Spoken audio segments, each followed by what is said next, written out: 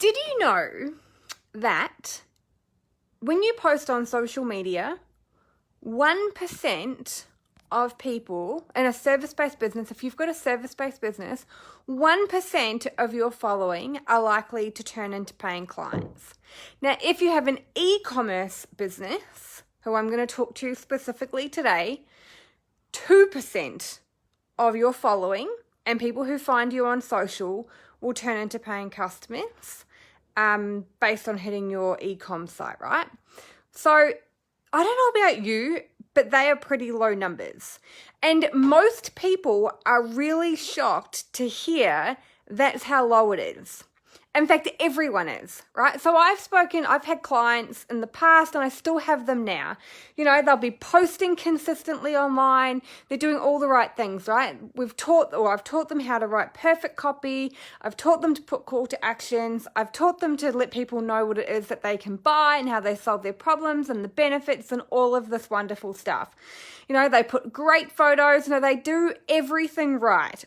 Their marketing is on point, which is fantastic because that is one of my jobs as a digital marketing coach to help teach my clients.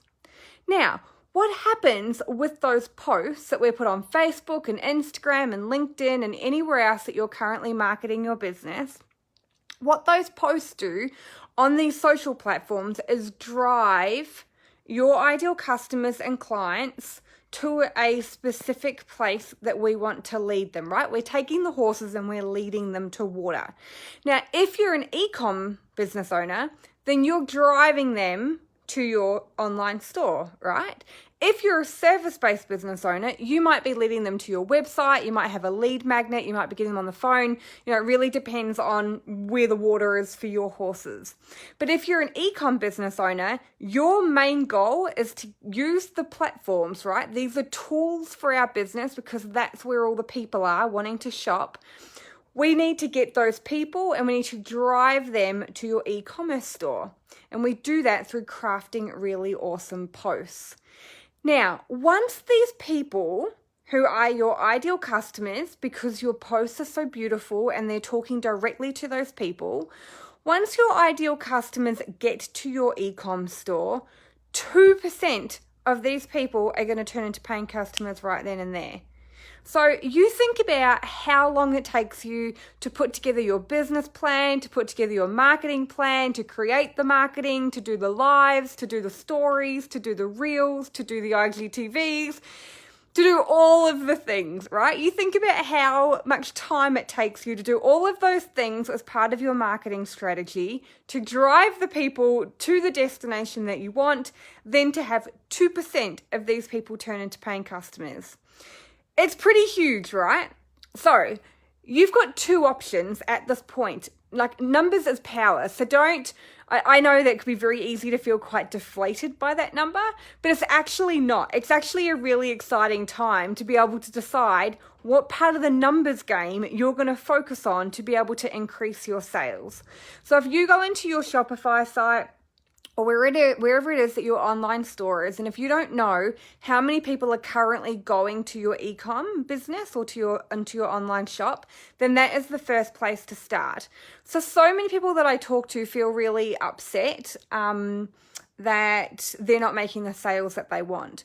Now, when I say to them how many people are hitting your shop, and they say, I'm not sure, and then we work that out, most of the time, the number of people hitting the actual online store is quite low and the conversion is on point, if not higher than average. Then they don't feel so bad, right? Then it's my goal as a strategist to go, right, why are we only getting X amount of people hitting your store? It's great that you're converting so high, but what we need to do is shift this and we need to get more traffic to your site, which may decrease your conversion rate at the start. But then once we've got more people flowing consistently to your store, then we can worry about the conversion rate later. But step number one, if you don't have the people getting to your store, then you've got a marketing problem, not a conversion problem. And we need to know what number is currently hitting your site to know if you've got the marketing problem or the sales problem. So go and check that number out. So if you've got, let's say, 100 people a week hitting your site and 2 of them are buying, then excellent. You are on track with your conversion goals and your sales goals, right? If you've got 500 people going there and you're only selling 2, then there needs to be some work. My guess is if you're watching this, you've got either 100 or less, and we need to work on growing that first and foremost through your marketing and through with that focus of really driving the numbers there. That's what I do with my clients first. We focus on that as our first point so that we can get, it's like foot traffic at a shop, right? The more people that hit your site, the more chances are you've got it converting. If they don't buy rent then and there, then we can do retargeting ads. We can get them to sign up to emailing lists. We can do Google ads. There's a whole lot of different conversion strategies that we can worry about. But first point is to get the people to the site.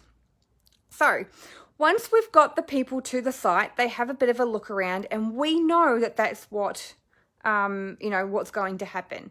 So first and foremost, go check those numbers, because you are potentially going to feel really great knowing that your conversion point is really not that shit, and that it is 100% achievable to increase your sales online by double or triple or whatever it is, if all you do first and foremost is increase your conversion or the traffic actually getting there.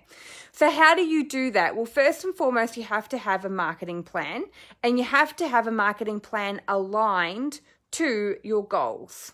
Right? Now, this can include all of the fancy tools, as I mentioned. It includes crafting the perfect message. It includes, building relationships. There's a whole bunch of different strategies that you've got to be able to make sure that you are doing your very best at driving the traffic. Now, because each business is a little bit different, I can't give specific details as to what you could be doing or where the challenge could be. That's where talking to me and we can talk about those numbers. That's where the power is in that.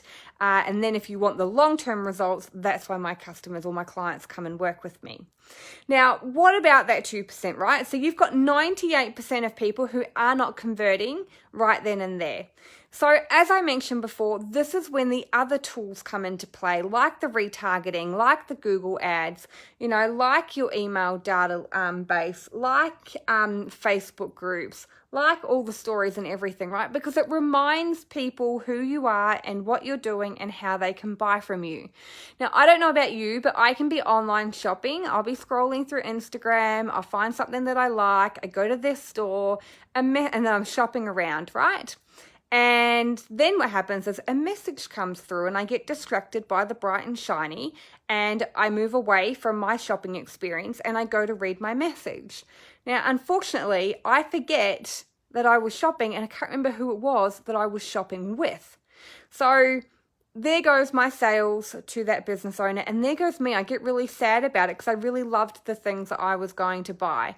Now, at this point in time, I cross my fingers that the small business owner is going to retarget me and remind me to come back and, and to buy and to complete my purchase. I also hope at that point in time that I've signed up to their emailing list, so that if I don't get a retargeting ad, I'm going to get an abandoned cart email sequence to remind me to go back. Now, those are two very powerful techniques and tools to be able to convert more of your customers online. So it is not just about, the moral of all of this is, it is not just about selling on Facebook and Instagram and TikTok and YouTube and Pinterest and all of these other platforms, right? Such a small amount of people buy as a follower on that site.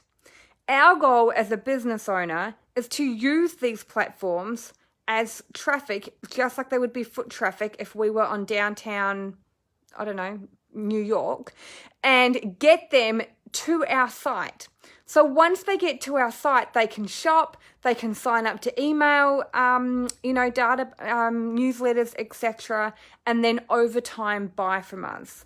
Okay, so the 98% of people that don't buy, some of them never will, but there's a really big portion of them that will buy over time if we've built trust, we've built a relationship, they love our products, they know what it is that we, and how they can help solve their problems, they know the benefits, Once our ideal customers know all of that, it is a no-brainer for them to want to support us because they love us and they know what we've got is going to help them, whether it be a night out or a hot date and they need a new outfit, or whether it be going out for dinner, or whether it being some new bath salts or chocolate, which is all things that I go online to solve my problems for.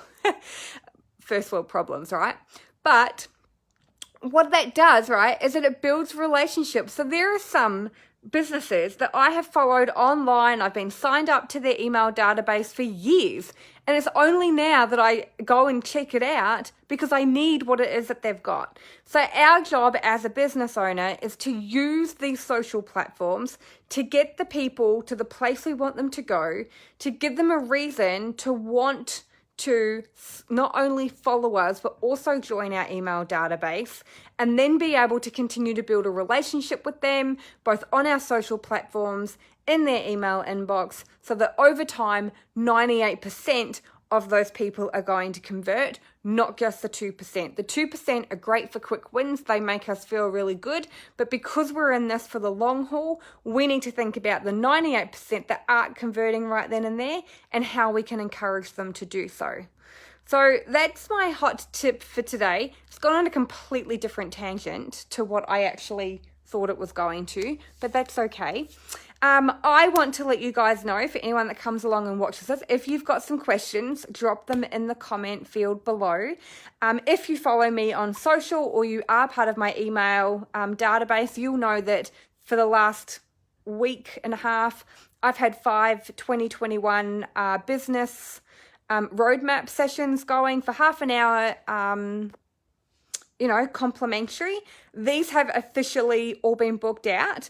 However, I am going to open up some more between now and the end of January. So if you have not applied for one of these yet, then please do, because they're literally going like hotcakes, and I want to help you get your business thriving in 2021 as well. They're half an hour. We talk about the goals of your business, where you're at right now, where you actually want to be in 12 months' time. We put together a plan. It is a no-pitch environment. I'm not going to sell my soul to you.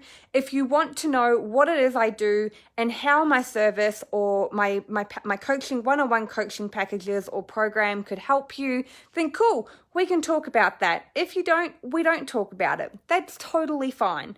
So they have all gone, but if you are still wanting to apply, then please do. All you need to do is go and, just comment your favorite summer emoji on this video. And instead of having to scroll through all the others to find the right posts, and then I'll get in touch. We'll have a quick chat and then I'll send you a link to be able to book in your time. It's pretty easy, right? Anyway, my friends, that is Wednesday's Words of Wisdom with Lou. Really talking and raising awareness to the 2% of people that are buying from you and how you can convert more of the 98% into paying, raving customers as well. Have an absolutely phenomenal day, and I'll talk to you later. Bye.